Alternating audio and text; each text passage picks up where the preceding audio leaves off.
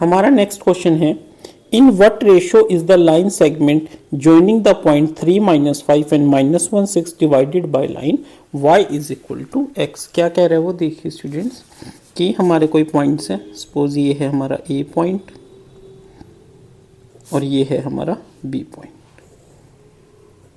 ठीक है, -1 6, और हमारी कोई एक लाइन है जो क्या है y is equal to x। ये जो लाइन है वो इन पॉइंट्स को डिवाइड कर रही है। सपोज मान लीजिए वो इस पॉइंट को डिवाइड कर रही है P पॉइंट पे जिसके कोऑर्डिनेट है XY, ठीक है स्टूडेंट्स। अब वो क्या कह रहे हैं कि रेशियो, और रेशियो मान लेते हैं कि m1 इज टू m2। तो हम इसको कैसे करेंगे देखिए, let points A and B is divided by line y equal to x at point P in ratio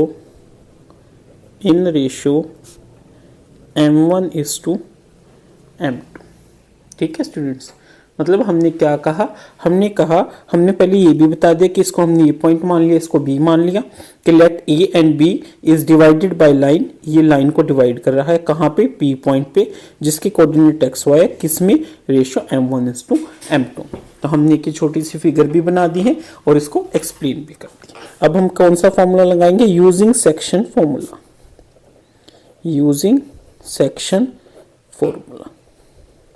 section formula हमारा क्या कहता है कि अगर ये हमारे x1 y1 है और ये हमारे x2 y2 है, तो जो x होता है वो किसके इक्वल होता है, m1 x2 plus m2 x1 divided by m1 plus m2, ठीक है। तो यहां से देखिए x किसके इक्वल हो जाएगा, m1 कितना है नहीं पता, x2 कितना है -1 प्लस m2 नहीं पता, x1 कितना है 3 divided by m1 plus m2। तो ये कितना आ गया, -m1 plus 3m2 divided by m1 plus m2, ठीक है स्टूडेंट्स।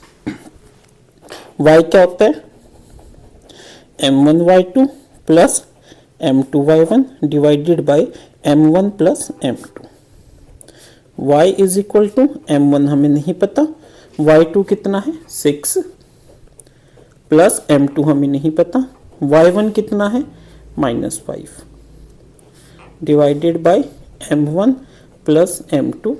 तो ये किसके इक्वल आ गया, 6m1 minus 5m2 is equal to m1 plus m2। But given क्या है, y is equal to x।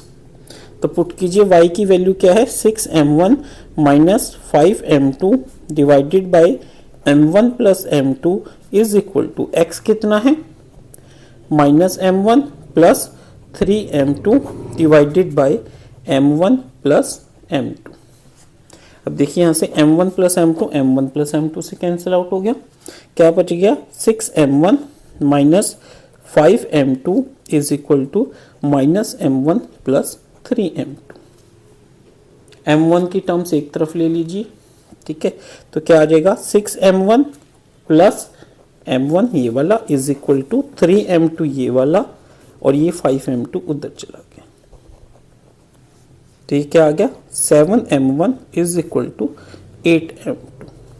और हमें एक रेशियो क्या फाइंड आउट करनी है, ठीक है, क्या आया देखिए, 7m1 is equal to 8m2।